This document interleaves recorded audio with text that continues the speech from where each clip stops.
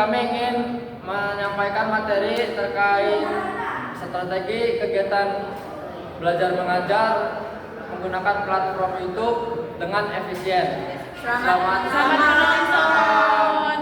Di sini saya ingin menjelaskan materi mengenai media dan sarana pendidikan pada mata kuliah Tafsir Tarbawi. Apa itu media pendidikan?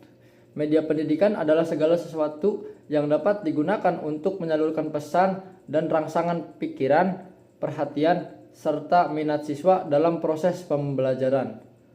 Lalu, apa itu sarana pendidikan? Sarana pendidikan adalah semua perlengkapan yang digunakan untuk menunjang kegiatan belajar baik di luar kelas ataupun di dalam kelas. Nah, pada zaman ini banyak sekali media dan sarana yang dapat kita gunakan untuk menuntut ilmu. Seperti contoh yang pertama itu ada YouTube, lalu yang kedua ada TikTok, yang ketiga ada Instagram, dan masih banyak media-media dan sarana lain yang dapat kita gunakan untuk menuntut ilmu. Tetapi di sini saya akan membahas mengenai tentang YouTube saja.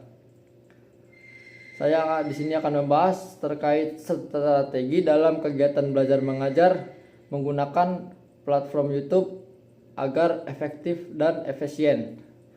Yang pertama itu strateginya adalah perencanaan konten yang terstruktur. Lalu yang kedua ada peningkatan keterlibatan. Yang ketiga ada optimasi visual dan audio. Yang keempat ada integrasi dengan platform yang lain. Lalu yang kelima ada evaluasi dan umpan balik. Lalu yang keenam ada konsistensi dan branding. Nah, di situ adalah strategi-strategi dalam kegiatan belajar mengajar menggunakan YouTube. Lalu ada beberapa kendala ketika kita belajar menggunakan YouTube. Kendala yang pertama mungkin adalah keterbatasan akses internet. Ada beberapa daerah yang memang sulit untuk mendapatkan internet, jadi itu adalah kendala. Lalu yang kedua ada kemampuan guru dalam membuat konten video. Ada beberapa guru yang bukan tidak bisa, tetapi mungkin tidak mahir dalam membuat konten video. Jadi itu juga adalah kendala. Yang ketiga ada distraksi dari konten non edukasi. YouTube juga membuat banyak konten yang jadi tidak semua konten di YouTube itu adalah pembelajaran. Ada beberapa konten yang memang seperti membawa sisi negatif, dan itu juga adalah kendalanya. Karena biasanya ketika melihat video yang bukan pembelajaran tapi menarik, dia akan melihat itu dan bukan membuka video pembelajaran. Lalu yang keempat adalah video yang terlalu panjang dan membosankan. Jadi kendala di YouTube itu adalah dimana durasinya yang biasanya panjang, dan itu pasti membosankan ketika kita melihat video yang sangat panjang dan latarnya seperti itu saja. Lalu solusi untuk mengatasi kendala. Yang pertama ada menyediakan akses offline. Untuk mengatasi masalah akses internet, guru dapat mendownload video pembelajaran dan membagikan lewat flash disk atau platform lain yang mendukung akses offline. Misalnya seperti Google Drive. Lalu yang kedua adalah pelatihan guru dalam membuat video. Memberikan pelatihan untuk guru agar mereka bisa membuat video pembelajaran yang lebih menarik dan berkualitas. Lalu yang ketiga ada playlist edukasi khusus. Membuat playlist di YouTube yang hanya berisi mengenai materi pembelajaran, tidak ada video-video lain, itu hanya khusus untuk video pembelajaran. Lalu yang keempat ada video yang ringkas dan menarik. Jadi tidak perlu durasi lama-lama, cukup mungkin video yang singkat tetapi isinya mencakup keseluruhan, singkat, padat, dan jelas. Lalu tugas dan diskusi setelah menonton video. Jadi para siswa itu harus menyimak apa yang dia dapat dari video itu gitu. Lalu ada kelebihan menggunakan platform YouTube. Yang pertama, fleksibilitas waktu dan tempat. Jadi dia bisa belajar dimanapun itu, kapanpun itu menggunakan YouTube. Lalu ada pembelajaran visual dan audio. Jadi kemungkinan penjelasan materi secara visual dan audio, sehingga siswa lebih mudah belajar dan melihat atau mendengar bisa lebih memahami materi. Jadi ketika ada materi yang tidak jelas, dia bisa mengulang-ulang video tersebut sampai dia paham gitu. Lalu ada akses ke berbagai sumber. Jadi video YouTube itu biasanya sumbernya banyak dan banyak dan jelas gitu. Lalu ada peningkatan kreativitas. Menggunakan video membuat pelajaran lebih kreatif. Guru dan siswa berinovasi dalam cara menyampaikan materi, misalnya dengan membuat video animasi, eksperimen sains, atau penjelasan visual sehingga pembelajaran tidak membosankan. Tapi ketika belajar di YouTube juga ada kekurangannya, dan ini adalah beberapa kekurangan ketika kita belajar menggunakan platform YouTube. Yang pertama adalah ketergantungan kepada koneksi internet. Jadi ketika kita tidak mempunyai kuota, mungkin kita tidak akan bisa mengakses video tersebut. Lalu ada distraksi dari konten non pendidikan, seperti tadi konten-konten yang isinya bukan konten pembelajaran dan hal-hal negatif. Lalu ada waktu dan usaha untuk membuat konten. Membuat video pembelajaran yang berkualitas memerlukan waktu dan usaha. Lalu di sini saya akan menjelaskan pandangan surat At-Taubah ayat 108 mengenai strategi dalam belajar mengajar menggunakan platform YouTube agar lebih efektif dan efisien. Tafsiran dari surat At-Taubah ayat 108 dapat dihubungkan dengan strategi belajar mengajar menggunakan platform YouTube dalam beberapa hal, terutama terkait dengan niat, kebersihan, dan tujuan yang jelas dalam penggunaan platform tersebut. Berikut adalah beberapa hubungan yang bisa diambil. Yang pertama adalah niat yang bersih dalam menggunakan platform. Dalam ayat ini, Allah menekankan pentingnya niat yang benar, yaitu membangun masjid dengan tujuan sesuai dengan takwa. Hal ini dapat diterapkan dalam konteks pendidikan, terutama dalam menggunakan platform YouTube sebagai alat untuk mengajar. Sebagai pendidik atau pembuat konten, niat yang bersih sangat penting, yaitu untuk memberikan ilmu yang bermanfaat dan benar tanpa niat untuk mendapatkan popularitas atau keuntungan duniawi semata. Lalu yang kedua ada menghindari konten yang rusak. Ayat ini juga mengingatkan kepada kita untuk menghindari tempat ibadah yang dibangun dengan niat yang buruk untuk merusak agama. Dalam konteks YouTube, ini bisa diartikan sebagai pentingnya memilih dan membuat konten yang benar, bukan konten yang berbau negatif. Lalu yang ketiga ada kebersihan dan penyampaian materi. Ayat ini juga menyebutkan tentang kebersihan fisik dan rohani yang dicintai Allah. Dalam konteks strategi pembelajaran, kebersihan ini bisa dimaknai sebagai penyampaian materi yang jelas, terstruktur, dan bebas dari kekeliruan. Di YouTube, sebagai platform yang terbuka untuk banyak orang, sangat penting untuk menjaga kualitas dan kebersihan materi agar pesan yang disampaikan tidak membingungkan untuk menyesatkan penonton. Lalu yang keempat ada membangun platform yang sesuai dengan tujuan pendidikan. Seperti halnya masjid yang didirikan untuk beribadah, untuk sholat, YouTube sebagai platform pembelajaran juga harus digunakan dengan tujuan yang benar, tujuan yang jelas dan bermanfaat. Ini berarti bahwa strategi belajar mengajar menggunakan platform YouTube sebaiknya dilakukan dengan tujuan untuk memperbaiki kualitas pendidikan, memberikan informasi yang bermanfaat, dan mendorong pembelajaran yang mendalam. Lalu yang ketiga adalah mencintai proses pembelajaran. Dalam ayat ini tersebut dijelaskan bahwa Allah mencintai orang-orang yang ingin menjaga kebersihan diri.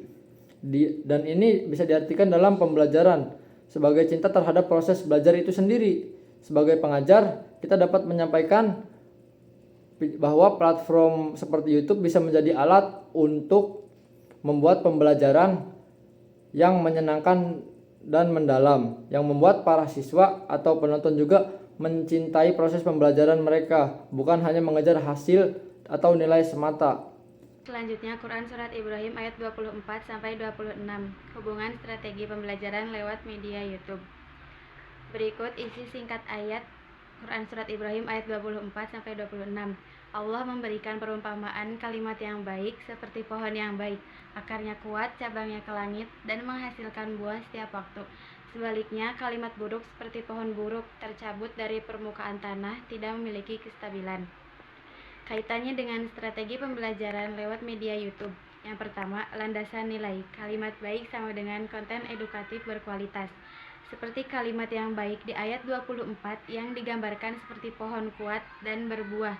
Selanjutnya, kaitannya dengan strategi pembelajaran lewat media YouTube.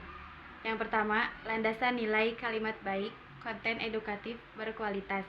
Seperti kalimat yang baik di ayat 24 yang digambarkan seperti pohon kuat dan berbuah. Strategi pembelajaran melalui YouTube perlu memproduksi konten edukatif yang berkualitas, bernilai, dan mendalam. Konten semacam ini akan memberi manfaat jangka panjang bagi pelajar seperti pohon yang terus berbuah. Yang kedua, pentingnya dasar yang kuat atau akarnya kuat. Media YouTube harus dibangun di atas nilai-nilai pendidikan dan akhlak yang kokoh, bukan hanya mengejar popularitas. Seperti pohon yang akarnya kuat, pembelajaran yang berbasis pada nilai agama dan ilmu akan lebih berkesan untuk membentuk karakter siswa. Di sini saya akan melanjutkan tentang pandangan surat An-Nur ayat 36 mengenai strategi dalam belajar mengajar menggunakan platform YouTube agar efisien dan efektif. Surat An-Nur ayat 36 menekankan pentingnya memuliakan rumah ibadah, masjid, sebagai tempat di mana Allah disebut dan bertasbih pada saat pagi dan petang. Sebagai simbol cahaya ilahi yang membimbing umat, ayat ini mengajarkan konsistensi dalam ibadah dan peringatan kepada Allah, meski sibuk dengan urusan dunia yang mencerminkan disiplin dan fokus. Kaitannya dengan strategi pembelajaran di YouTube bisa dilihat dari prinsip konsistensi, fokus, dan pengulangan dalam proses pembelajaran. YouTube sebagai media pembelajaran memungkinkan siswa untuk mengakses materi secara berulang kapan saja, bisa pagi ataupun petang. Mirip halnya dengan waktu zikir yang rutin dalam ayat tersebut. Strategi pembelajaran yang efektif di YouTube juga melibatkan pengulangan, visualisasi, dan interaksi yang membantu memperkuat pemahaman. Sebagaimana ibadah di masjid yang terus-menerus menyebut nama Allah memperkuat keimanan dan kesadaran spiritual. Dengan demikian, ayat ini menginspirasi strategi pembelajaran yang menekankan ketekunan, pengulangan, dan penggunaan media yang tepat agar ilmu dapat bersinar dalam hati dan pikiran seperti cahaya di rumah ibadah. YouTube sebagai platform pembelajaran digital dapat dioptimalkan untuk menciptakan suasana belajar yang konsisten dan bermakna, sejalan dengan nilai spiritual dalam ayat tersebut. Pandangan surat Al-Kahfi ayat 25 mengenai strategi dalam belajar mengajar menggunakan platform YouTube agar efisien dan efektif.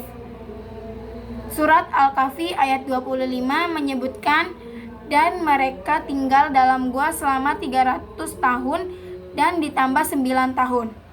Ayat ini menggambarkan bahwa para pemuda Ashabul Kahfi menunjukkan keteguhan iman, kesabaran dalam pengasingan, dan kemampuan bertahan dalam waktu yang lama demi mempertahankan keyakinan mereka.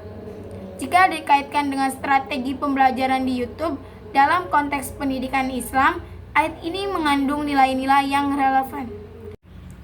Yang pertama, kesabaran dan konsistensi seperti para pemuda yang bersabar dalam gua.